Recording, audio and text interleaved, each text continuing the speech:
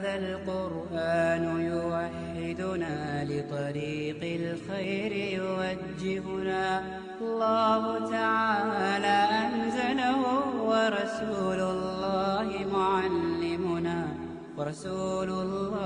معلمنا أشرقت نفسي بنور من فؤادي حينما رددت يا رب العباد وانتشت روحي وصار الدمع يجري. Bismillah, au nom d'Allah, sans aucun doute, l'islam est la seule vérité. On trouve le pur monothéisme que en islam. Aujourd'hui, notre frère suisse, Inch'Allah, va nous parler d'un autre miracle scientifique dans le Coran.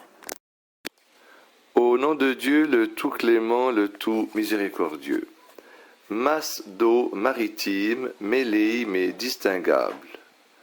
Allah, exalté soit-il, dit: Il a donné libre cours aux deux mers pour se rencontrer. Il y a entre elles une barrière qu'elles ne dépassent pas. Lequel donc des bienfaits de votre Seigneur nierez-vous? De ces deux mers sortent la perle et le corail. Sourate le tout miséricordieux, versets 19 à 22. Surat al-Rahman. La vérité scientifique. L'on ignorait que les mers salées n'ont pas une composition homogène jusqu'à ce que cela soit révélé en 1873 par l'expédition de Challenger qui dura 3 ans. Et ce n'est qu'en 1942 que l'on eut des résultats de longues études accomplies par des centaines de stations maritimes installées sur les mers et les océans. On trouva que l'océan Atlantique, par exemple, est composé de plusieurs mers et non d'une seule mer, bien qu'il soit un seul océan. Raison pour laquelle ces masses d'eau n'ont ni le même degré de chaleur, ni la même densité, ni la même salinité, ni les mêmes êtres vivants marins et ni la même capacité de dissolution de l'oxygène. Toutes ces disparités qui sont perceptibles dans le même océan sont encore plus aiguës quand l'on compare plusieurs mers telles que la mer Méditerranée et l'océan Atlantique ou telles que la mer Rouge ou le golfe d'Aden, qui se rencontrent à certains endroits. Il faut signaler à cet effet qu'en 1942, l'on sut pour la première fois qu'il y a des mers dans lesquelles des eaux de différentes origines se déversent sans pour autant que ces eaux acquièrent des caractéristiques homogènes. En réalité, les eaux de mer ne sont aucunement stables. Elles sont en perpétuel mouvement, ce qui fait qu'elles s'entremêlent, mais tout en gardant leur spécificité concernant leur degré de salinité, de chaleur et de densité.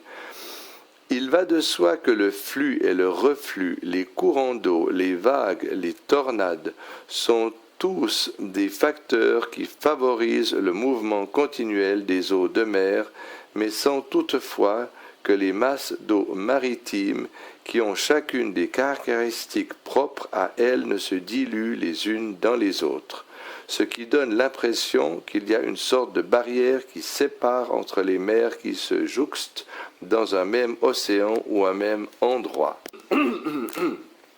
Miraculeux. Aspect miraculeux. Les versets coraniques ci-dessus ont trait à deux mers salées avoisinantes qui s'entremêlent tout en préservant chacune leurs caractéristiques. Et ce, tout comme s'il y avait une barrière qui les empêchait de se diluer l'une dans l'autre.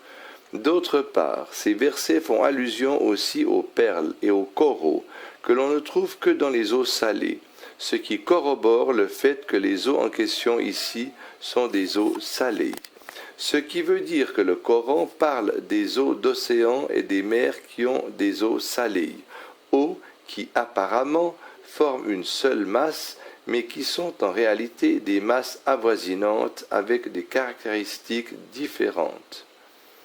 Oui, apparemment, les océans et les mers salées qui se jouxtent forment une seule masse d'eau qui a des caractéristiques homogènes.